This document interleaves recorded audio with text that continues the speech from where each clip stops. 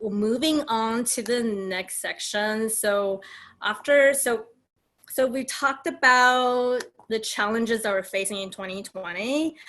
We also wanted then go through some example using, so we also built a website based off of the tools from VoteAmerica.com.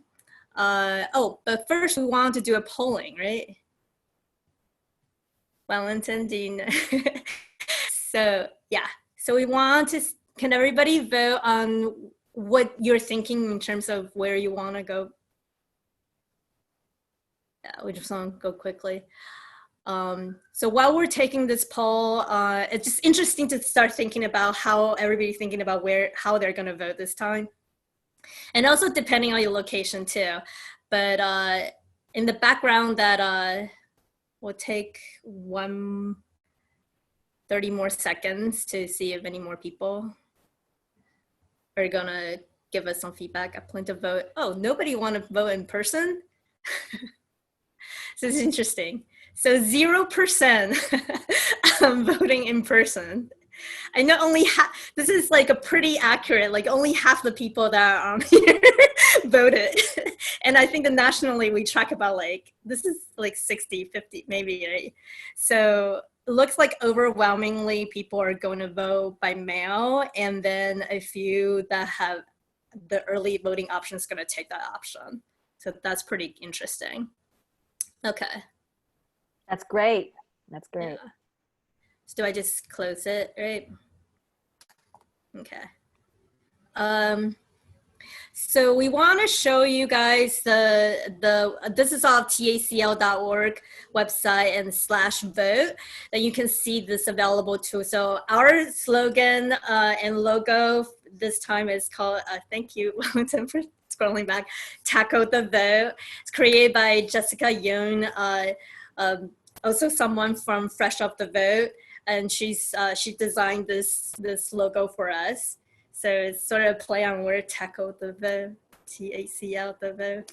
Anyways, I thought it was pretty funny. Anyways, scrolling down a little bit. So right underneath is just you see the table of contents, and that's basically how we really want everybody to think about as you start to think about your plan, right? So it really starts with register to vote, and then, or if you register, double checking. Thank you. Wellington's my Vanna White today. Request your absentee ballot if you're looking to mail. So this one will be where you guys would go to for the majority of people on this call. And then election reminders. We can also sign you up and remind you about the election. And then for people, apparently no one on this call is going to the polling place in person. So, but for people maybe wanting to go to the poll, where's my polling place? And then if you want to track information or talk to your local electoral office, then we also have that link as well. So, Christina, can I add two very quick points? Sure. So if you have registered or voted in the past, it's still good to double check your voter registration status. Many times local election offices purge voter list on purpose for good intentions, like, taking out people who have moved away from the state, or, those who have passed. But a lot of times they are done again, with the purpose to suppress voters. So some people show up at the polling place surprised that, their voter registration for some reason didn't happen. And so make sure it just takes 10 seconds to double check your voter registration status. If there's one thing you can do today, this is the thing to do. And another point I want to flag is where is my polling place? This tool we will be adding a locator for collection boxes. So where you can drop off your ballot will be part of this tool, and it'll be updated by the end of the month once we get all the state's information. And so stay tuned. For those of you who are voting by mail, this will also be the place to go to locate your nearest ballot collection boxes. Yeah. Thank you very much, Eileen, for a reminder for that.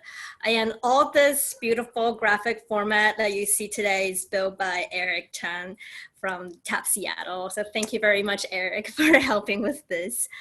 TACL is both based on volunteer work, so I'm always very thankful for all the efforts that are behind the scene to make it happen. So we really want to present so it's not obvious already. I really want to present this tool as a way to go to concretely, practically what everybody can do to ensure your own voting rights. So we're gonna go through. So can we go back to the if we wanted to show demonstration of information for different states, for like Texas and Georgia, could we go to the early voting, or there are sections on the VoteAmerica.com, right? That we can share that information, right, Eileen? Yes. Mm-hmm. Yeah. So those are by states, right? Correct. Yeah. So this is, thanks, Wellington. So we're going to click on, can you walk us through a little bit on this, Eileen? Do you mind? Yeah, so voting by mail again. The tricky part about mail-in ballots is that it's processed not at the state level. So voter registration is processed at the state level. So you have 50 forms plus DC, 51 forms.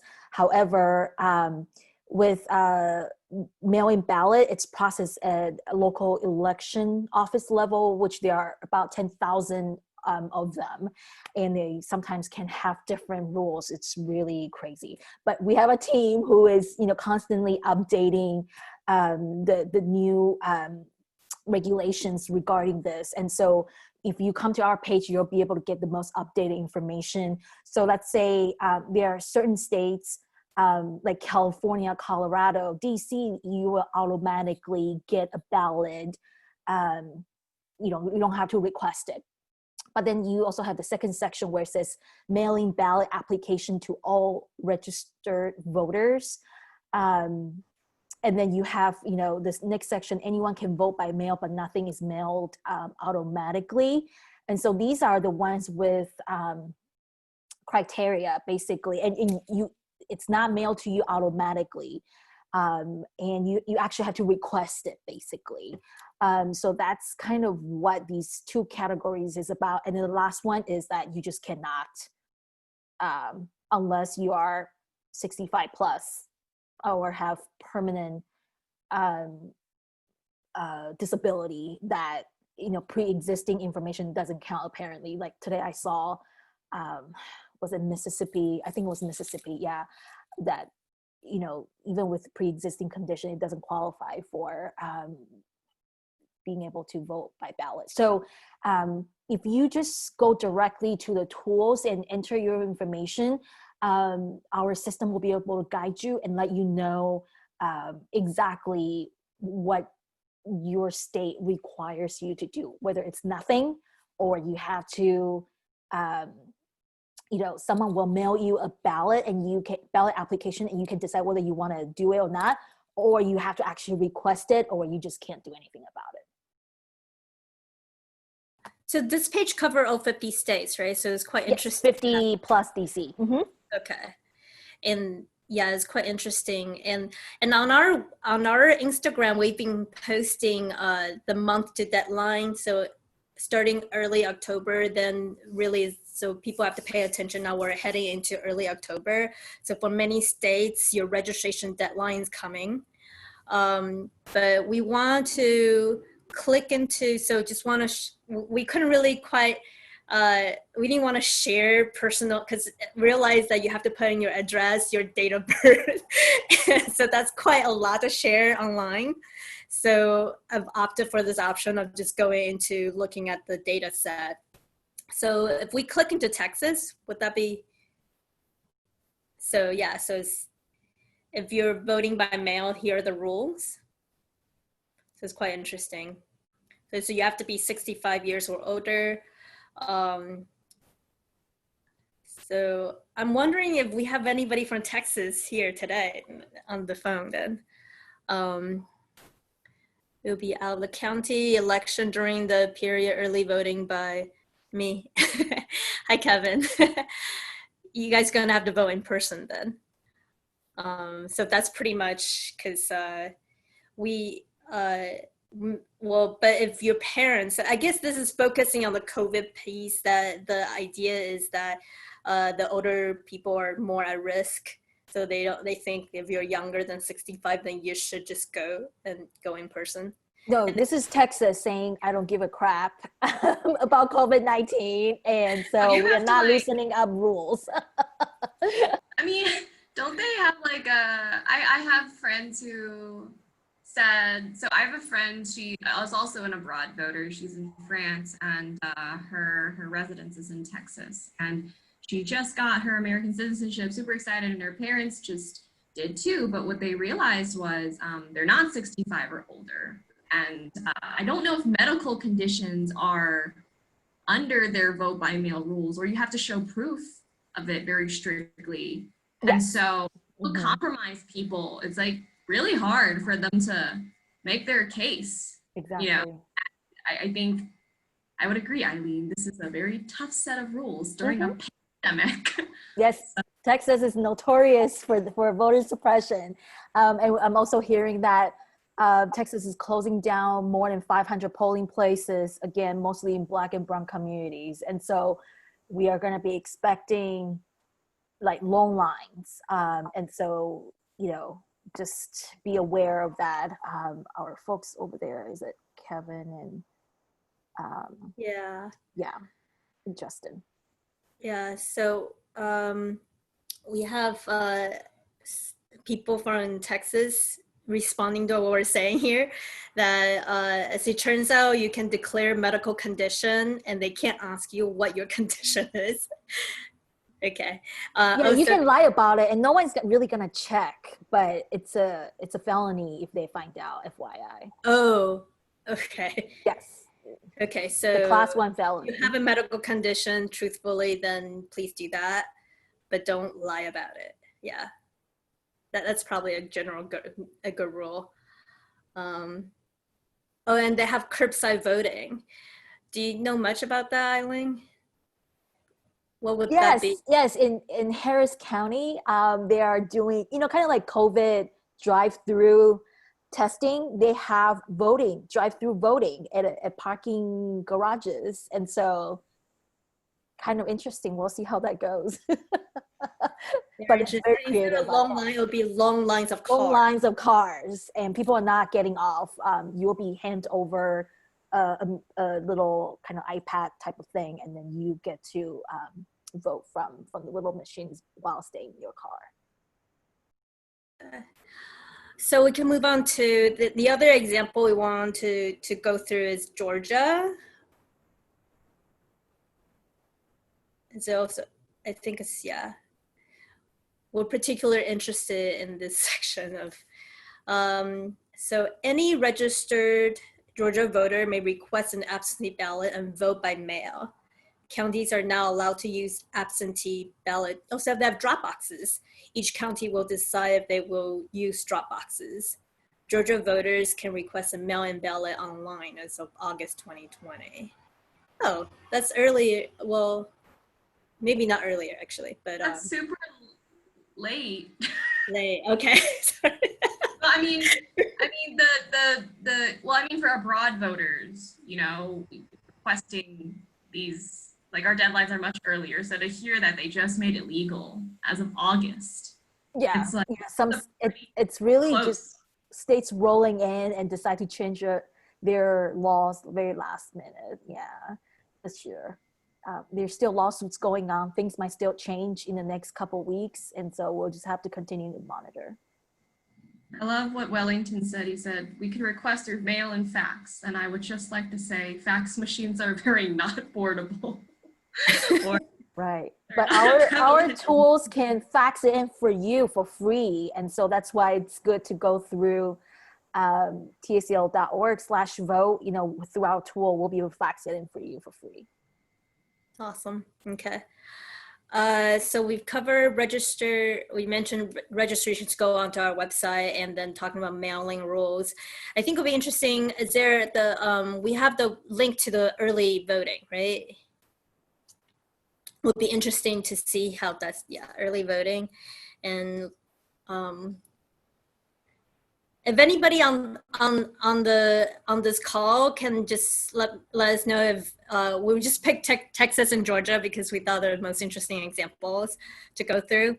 But if you're in the state, excluding California, because you guys are gonna get a ballot, just make sure you mail it in.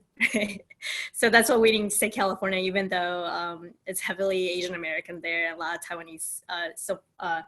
4 out of 10 of our TAP chapters are in California, but we chose not to use it as an example. And also, like, just because you're automatically mailed a ballot doesn't guarantee the voter turnout to be as higher. So like Prop 13, well, it's more of a local ballot, but we saw that it didn't really increase the voter turnout for that particular proposition. And so anyways, it's important to return your ballot, and that's what so we're trying to raise that awareness even in states like California, who will be getting ballots without requesting. Okay, great. So now we're moving, I think we covered the examples. Oh, no, Texas early voting. I read those rules. We'll go to Texas. So we're gonna include these links to the event website, the Facebook event page, so you can also check out this information specifically for your state as well. But if you're personally looking for information, you can just use the tool on TACL/vote, so you can register and find out your personal information. Yeah. So. So in general, that these two different states is asking for IDs. Yeah. Do you guys consider IDs as a voter suppression tool, or is it, because I think that's an interesting question. Yes. Okay. For young people and people with disability, with, for people of color. Like, for example, college student, like New Hampshire, for example, has this weird rule that you have to have New Hampshire driver's license in order to vote in the state, and a lot of out-of-state students don't have the in-state ID, so that created a huge problem, a big suppression on students' ability to vote. And with again, people living in Black and Brown communities where DMV is not nearby, and it's like 30 miles away, they don't have a car. They have to spend money to, take hours of bus or even just hire a car to get there. It's just, and when you are, you just don't have time. It's definitely a form of voter suppression that a lot of us who are privileged, in a way that we have a car, we can get anywhere we want. We don't see it as a problem, but for a lot of people who are working 2-3 jobs, a single mom, they just don't have the capacity to even think about just getting ID. And the problem is some people have like student ID, some people have like their like health insurance ID and other like veterans ID, military ID, those won't work. And that's the problem. And even if there's a date of birth and things like that, none of these work, and you have to have a DMV or like a federal, like a passport, some sort issued ID in order to vote. Yeah, and those IDs usually cost money too. And I was gonna mention how Helen mentioned that you need a notary in Missouri. Notary also costs money too. They're not free, as far as I know. Yeah. So it's interesting. So if you have to pay, I guess the idea is that if you have to pay, you have a certain hurdle to get to that right, then it's in effect erasing that as a right to that person, the citizen itself. So, okay. So I was I see while we wrap up this segment of looking at examples and looking at the tools for tacl.org/vote tools, if anybody want to ask any question in person, we can switch you on and welcome any questions that can be phrased in person right now. Let me know. I know I got a question from Andrew Yip before, but I don't know. Are you on the call? Guess. Oh, great. Andrew, do you want to ask your question in person? I already asked my question, so my question has been answered. So you can. Yep. All right. Thank you. Okay. Well, I guess I actually really liked your question. So I think I know Eileen answered that, but I don't know if Helen also covered. So his question was actually that if you had to choose between mail-in or in-person voting in this time, what would you recommend? I think Eileen, you mentioned you would push for mail-in, right? And if Helen, if you weren't abroad, what would you recommend for younger people? Because I have other ideas around that too.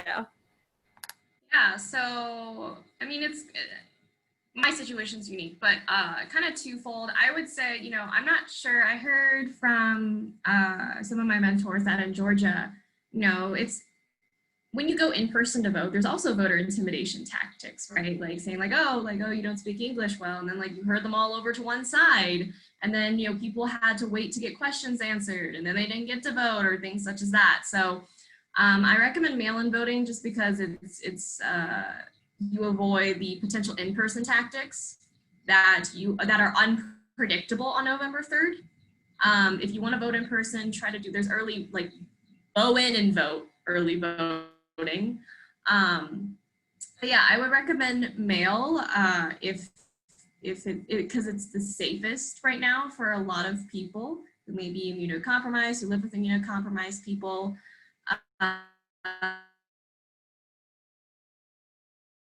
Option. You're frozen on okay, there we go, you're back.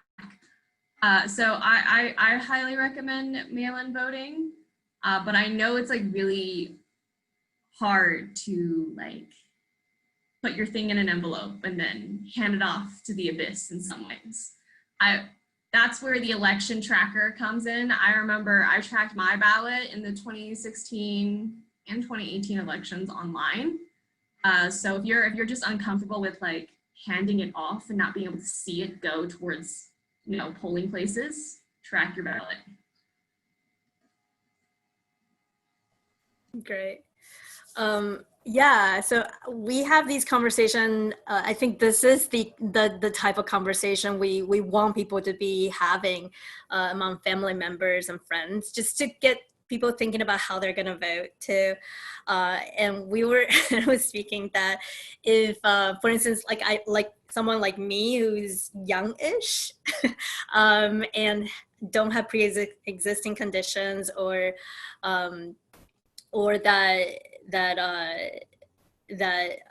that you think that it's easy enough for you to get to the poll, then maybe in that condition, right? So to save the mailing for the older people or for other people, I wonder if that's something that is being brought up, or we're just generally saying everybody should just mail in.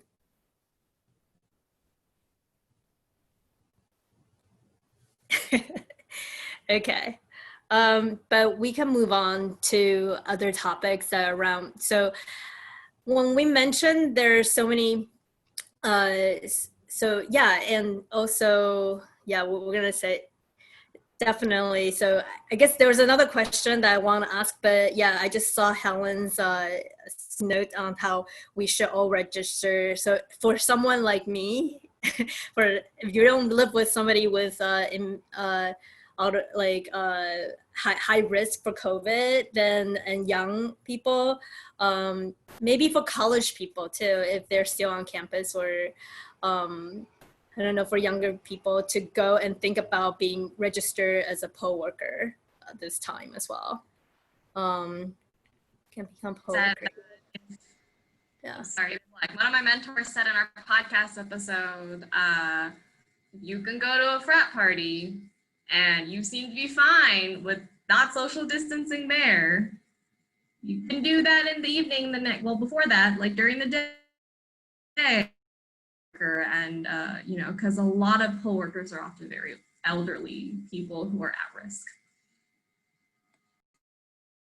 Yeah, so yeah, the premise is that most of the poll workers, the profile for them generally are retired people, because this kind of job is short term and not very well paid. So it doesn't attract younger people. So usually for people who are already retired, have like, because you would be working the whole day. There is a whole segment on Brian Lair that covered it, and New York is doing a lot of effort. That's where I am right now. Doing a lot of effort on recruiting poll workers as well.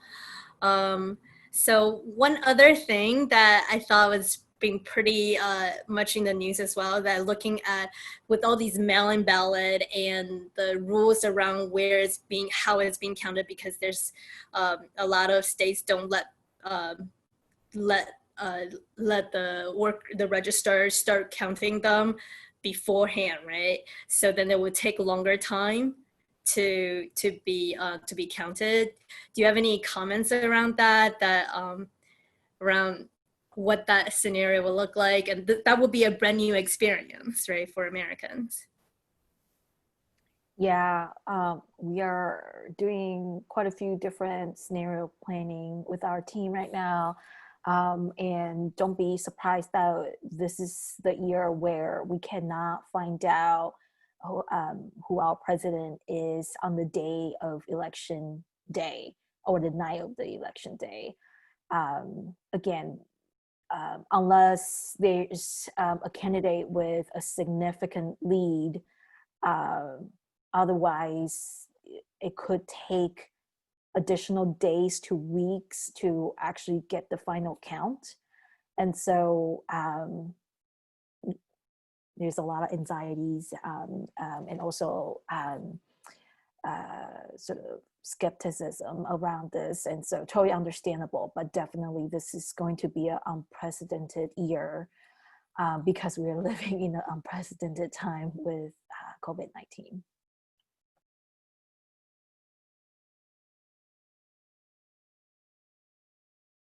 Christina, you're muted. Sorry, we're way over. That's what I was saying. And we're going to wrap up this conversation now. We're going to wrap up by naming a couple of the takeaways that we want to remind everybody to do. So there are 5 of them, right?